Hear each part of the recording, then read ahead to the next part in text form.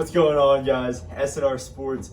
We're back. Robbie's back from his the client meeting. Yeah, so now that we're back, we're going to give you our Super Bowl predictions, championship series recaps, and we're just going to talk some football. So, Robbie, what did you think about those games? Let's get into it. Yeah, so let's go with the more interesting of the two games, Bengals-Chiefs. No idea that the refs could be on a team, but the refs definitely helped the Chiefs in that game. Patrick Mahomes wasn't totally healthy, but he still played a really good game. And it was a good game. It came down right to the wire. And what else could you ask for, right? You couldn't ask for anything other than coming down to the wire. I thought that game was interesting. It's definitely going to be cool in the future, just because now we could say that this is a rivalry matchup because the Chiefs have gotten a win over Burrow's Bengals. What blows my mind more is Patrick Mahomes. Every year he started, he's made the NFC Championship 5 years in a row. That's insane. Yeah, you look at it and I know, the first time he played Brady, and then he's been to a couple Super Bowls, and then he lost to the Bengals last year, and now he's back. And he beat the Bengals, first time ever beating the Bengals too. But yeah, is Joe Burrow better than Josh Allen? Is Joe Burrow better than Josh Allen? I say if I had to choose right now, because obviously you can't say that they're tied. Yeah. I do have to put Burrow above Josh Allen. What about you? Yeah, for me, I think Josh Allen has better stats, but when you need somebody to win you a game, I know Joe Burrow just lost to the Chiefs, but I think Joe Burrow is a better playoff quarterback than Josh Allen, and I think that's a fair statement. Yeah,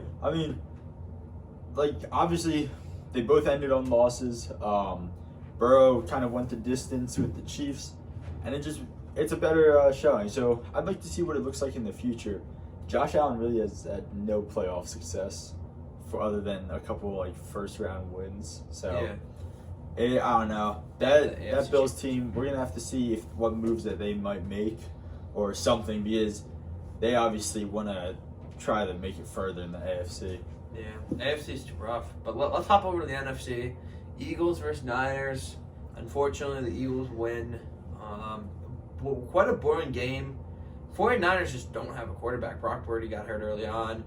Johnson came in and didn't play great. And, once you don't have a quarterback, it just makes you such a one-dimensional team. And they can't have as much success with CMC because they're loading the box. So the run game got destroyed because they knew they were going to run it. So it really hurt the 49ers. Yeah, obviously we saw a blowout game, 31-7. Like you said, Niners didn't have much of a chance because Brock Purdy and then the fourth-string quarterback, Johnson, they both got hurt. And it was just a rough look. McCaffrey did find the end zone the one time, but overall it was just a dominant performance by the Eagles. They just took advantage over a weakened team. But I do want to point out that Niners defense, that's a good defense. And really good defense, best in the league. Yeah, so I really like their secondary. They had some great coverage. That was the best I saw. I think all season, other than the week 14 versus the Bears. Mm-hmm. That was the only one in contention to the best I saw in the secondary for defense. Yeah, really good. And another talking point we want to bring up. Got 2 number 1 seeds in the Super Bowl, which is rare for the NFL. So that's pretty cool. But yeah, Eagles seem like a really good team. It's just I think they had an easier schedule than the Chiefs, but they're definitely a top 3 team in the league, so they definitely deserve to be there. Yeah, it's just looking at the Eagles' schedule this year. Obviously, they had a hard division, but then other than that, they weren't playing that many good teams. And it kind of, if you're an Eagles fan, seeing that you're playing the Chiefs, this is probably by far the best team that we've played all season, and you have to think are they ready for this? Are they ready for a close game? And I have to say, if it does come down to a close game, I think they still got it. It's it could go either way. I'd say this is going into it, projections as 50-50 as it gets. So I don't know. What do you think? If you had to pick a team, who are you going with? I think on paper, the Eagles look very good, especially the wide receiving core. The Chiefs don't have a lot of healthy wide receivers nor a lot of good wide receivers. The biggest thing for the Eagles is can they lock down Travis Kelce? There's no other huge threats on that offense, obviously, other than Patrick Mahomes. So I mean, I think the biggest factor in this game is Travis Kelce going to get 100 yards and 2 touchdowns, or is he going to get 2 receptions, right? That's the Eagles' biggest issue. But on paper, the Eagles look better, especially with an unhealthy Mahomes and an injured Chiefs roster. But the Chiefs have been here. The same team has been here recently. I know the Eagles have, but then most of that roster has changed for the most part. Oh, for sure. So I think the Chiefs are going to take this one. I think it's going to be a good game, but it's going to be exciting seeing what Jalen Hurts can do in the Super Bowl. Yeah, I mean, I really like looking at this matchup just because, both teams, the Chiefs have an underrated defense. Their rookies this past week stepped up creating turnovers versus the Bengals. Jalen Hurts has done a really good job this season of not turning the ball over, but that's also one of Burrow's strengths. And the Chiefs were able to capitalize on turnovers. So we'll have to see. I'd really hope for 2 completely healthy teams. I hope that Patrick Mahomes is healthy. And for a prediction, I say Eagles got it by 3. Okay. I say the Eagles win on a field goal. Jake Elliott, one of our longest tenured players. We have obviously tenured O-line. I mean, what do you think about this Kelce matchup? Kelce on Kelce. Yeah. So Kelce on the Eagles, we'll go with him first. He's obviously a good player, but he's not a big impact player, right?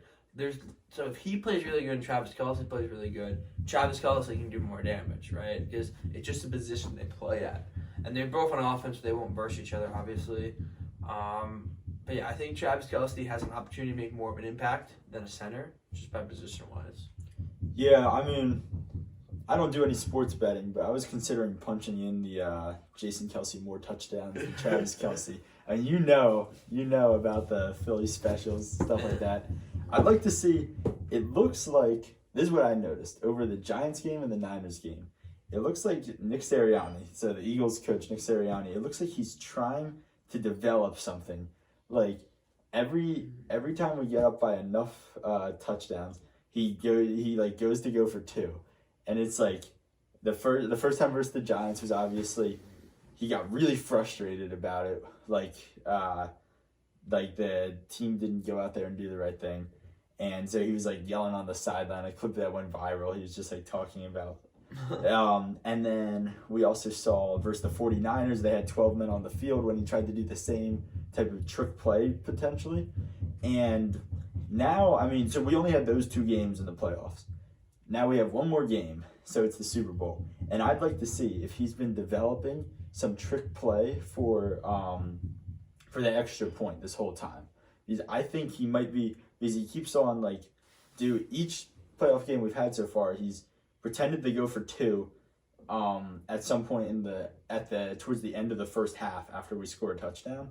And so I predict that we are going to either they're going to draw them off sides and do it, or we're going to go for 2. Because it's just, if you've been watching the games, it's just the way Sirianni seems so mad because it hasn't gone through. But now they have an extra week to practice, obviously, because of the Pro Bowl. We're not really going to get into that because that's kind of BS.